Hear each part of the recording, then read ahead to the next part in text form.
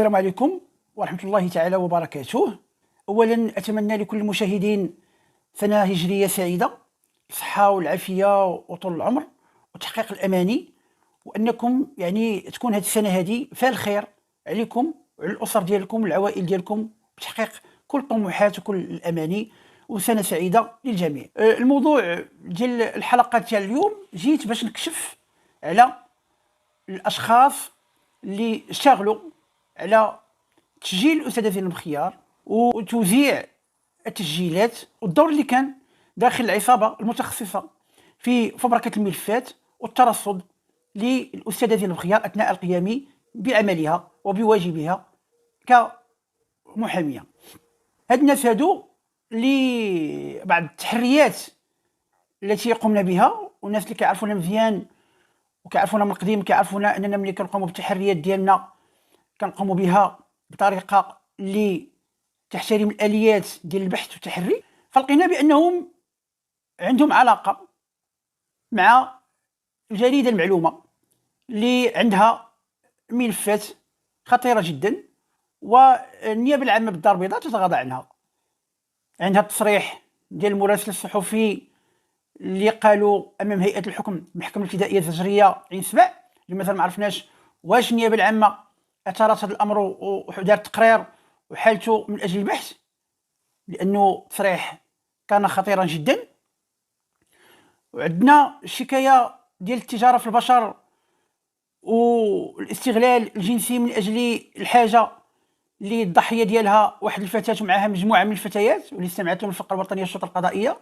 وهذه المساله كذلك نشتغل عليها من اجل اعداد تقرير كامل ومفصل حول دور النيابه العامه في محاربه التجاره في البشر وحمايه المراه من العنف ومن الاستغلال الجنسي. وهذا التقرير اللي غادي نوجهوه كما العاده لوزاره العدل، رئاسه النيابه العامه والمجلس الوطني لحقوق الانسان لابداء الراي، قبل ان تتم ترجمته وتوجيهه للمجلس العالمي لحقوق الانسان وللمؤسسات الدوليه المعنيه بمجال محاربه التجاره في البشر ومحاربه العنف ضد المراه.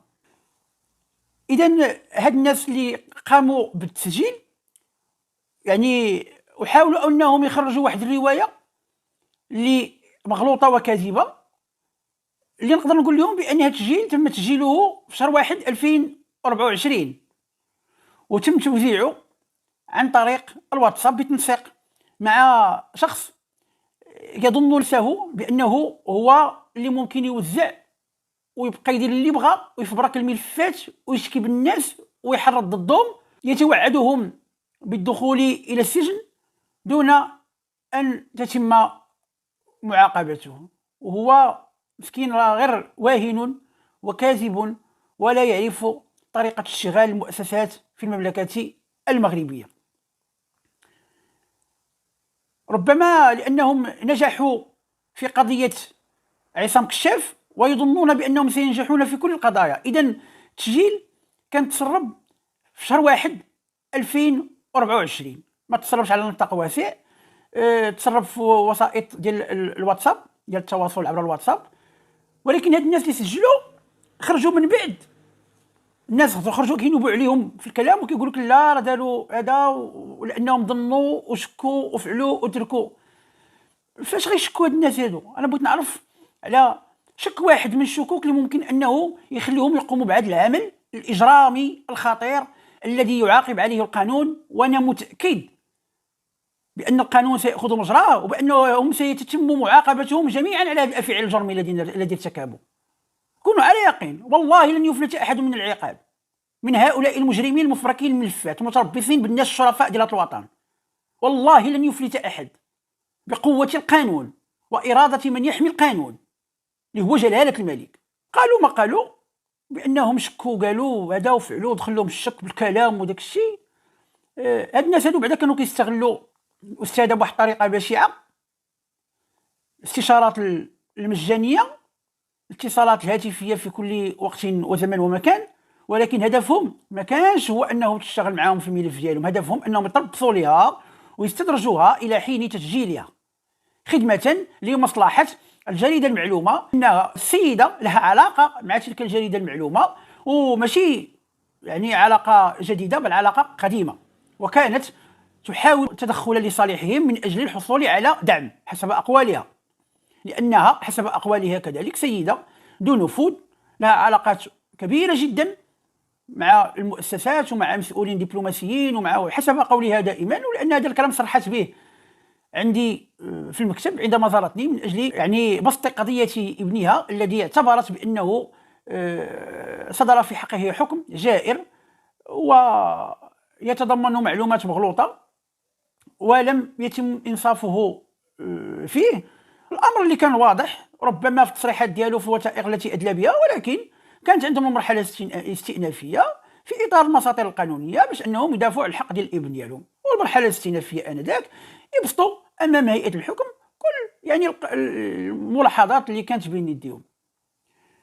هاد الناس هادو اللي هما أنا ينتمون لعصابة إجرامية، هي سيدة ومعها الأبناء ديالها اللي قاموا بهذا الفعل الجرمي الخطير الماس بسرية المكالمات والماس كذلك بالخصوصية، لأنهم من شهر 1 2024 وقاموا بهذه العملية بدون سلك المساطر القانونية، لأن الضرر اللي هما بداو كيسوقوا ليه اليوم ضرر وهمي كاذب ومغلوط ولا أساس له من الصحة. وإذا عدنا لمجموعة من الأمور سنجد بأنه كلام يعني يهدف من ورائه من يصرح به مساعدتهم عن الإفلات من العقاب وعن محاسبتهم عن الفعل الجرمي الخطير الذي ارتكبوا في حق 99% تاع المغاربة اللي صوتوا على الدستور 2011 بما فيهم جلالة الملك الذي صوت لصالح هذا الدستور والذي يحمي خصوصية المواطنين ويحمي سرية المكالمات كيفما كانت. وبهذا يكون هؤلاء قد ارتكبوا جرما خطيرا جدا ضد دستور المغاربة، وكذلك ارتكبوا جرما خطيرا جدا ضد القانون تاع المغاربة والمساطر التي تنظم مجموعة من الأمور بما فيها الأمور المتعلقة بتسجيل المكالمات. ولا أحد لديه الحق بأن يسجل مواطنا أو يتصنت على مكالمته، راه كيتسجل وكيتصنت بما فيها المؤسسات الرسمية إلا إذا كانت مرتبطة بقضايا خطيرة جدا تهم بأمن الدولة. وحتى طريقة التصنت إذا مشينا التصنت لا يجب أن تتجاوز مدة التصنت 4 أشهر، هذا قانون. ولكن في القضايا الخطيرة جدا ما بالك أنك يجي واحد السيدة كتعيط يعني كتعيط لها وكتمشي عندها وكتلاقى معاها وتجي وتقول لها الحبيبه وواحد الكلام. انا صدمت، انا صراحه صدمت. انا الناس مكونين في اكبر مركز تكوين المنافقين والشياطين والاباليس، وفيما بعد استدرجوا يعني سيده تتكلم بقلبها وبجوارحها دون ان تحقق من طرفهم اي مصلحه كانت والو، وتقول تاش مصلحه، ويديروا هذا الفعل الجرمي الخطير اللي يهدف الى اهانه المؤسسات والى اهانه الدستور والى اهانه القانون. الامر مرفوض، نحن كمجتمع مدني نرفضه رفضا باتا ولن نتسامح معه، ماشي فقط في هذا الملف، في كل الملفات. حتى اللي بغى يرجع لي الملف ديال ابتسام، لو نشرت ابتسام مكالمات ودارت انا نكون ضدها. فالامور راها واضحه وضوح الشمس في الغربال، وتوضيح الواضحات من المفضحات. اي حاجه اخرى موازيه هو استمرار في ارتكاب الجريمه وما يعرف بالجريمه المستمره. سجلتي ووزعتي وفرقتي وجيتي من بعد بغيتي تقدم شي تظلم ولا شي شكايه وتكذب وتزور الحق والكذب، هذا كذلك يعتبر وشايه كاذبه يعاقب عليها القانون. وإحنا والله من تفاكوا يطبق القانون، حيث الذي يجمعنا إذا كان الرسول عليه الصلاة والسلام قال لك العهد الذي بيننا وبينهم الصلاة، نحن نقول العهد الذي بيننا وبين جميع المؤسسات كمواطنين هو احترام القانون والمساطر القانونية، ولا مجال لأن يتم التعامل مع القانون بمزاجية. لا، القانون يجب أن يكون قانون باش ننظم المجتمع، حيث لا يعقل أن نقوم بتنظيم هذا المجتمع ونسعى إلى خلق مجتمع سليم من هنا الأفق 2030 ونتسامحوا مع الجرائم الخطيرة جدا اللي متعلقة بحياة اليومية ديال المواطنين. حتى جرائم اخرى اللي فيها عدم التعاطي مع الشكايات ديال المواطنين في الاجال القانوني راها جريمه في حق المواطن من طرف المسؤولين، ويجب ان يعاقبوا باطار ربط المسؤوليه بالمحاسبه. وهذا زمن الجديه، لا مجال لازدواجيه المواقف. اليوم اما ان نعمل جميعا يدا في يد من اجل السير قدما بالوطن، او سنواجه كل فاسد وكل من يتخلى عن اداء واجبه بالقانون. نحن نعتبر بان الموظفين الساميين داخل المؤسسات هما هو ضمان استمراريه ديال القيام بالعمل المؤسسات حتى لا تتوقف، وضمان استمراريه كذلك تفعيل القوانين واحترام القوانين ومراقبه طريقه التنفيذ ديالها، ولكن تهاونهم هو جريمه في حق الوطن وفي حق الدستور وفي حق القانون. تسامحهم مع المجرمين ومساعده بعض المجرمين على الافلات من العقاب جريمه في حق القانون وفي حق المواطن. السماح بتهديد الشهود وتهديد الضحايا والتأثير عليهم جريمة في حق القانون وفي حق الدستور.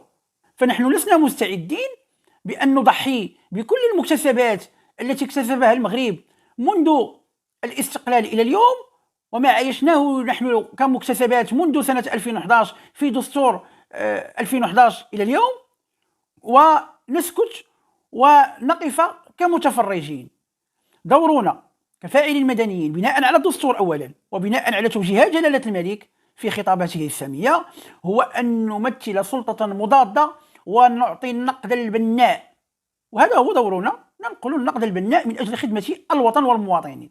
لأن هناك مجموعة من الاختلالات التي تقع في مجموعة من المجالات، في مجموعة من المؤسسات، ليست فقط القضائية ولكن كذلك المؤسسات السياسية التي لا تعير اهتماما للمصلحة العامة للوطن، والتي لا تعير اهتماما للملكية الديمقراطية الدستورية الاجتماعية التي نص عليها الدستور.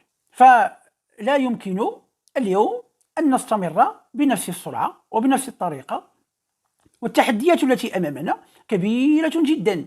وعندما أقول كبيرة جدا لا مجال للدفاع عن المصالح الخاصة ومصالح الأصدقاء والعائلة والاستمرار في الجلوس في مكاتب مكيفة وعدم الاهتمام بالواقع الذي يعيشه المواطن خارج تلك المكاتب المكيفة أو خارج تلك المؤسسات التي ينعم فيها المسؤولين بحصانة وبحماية قانونية، والمواطن فيها هو الحلقة الأضعف والأقرب للتعرض للضرر كيفما كان نوعه.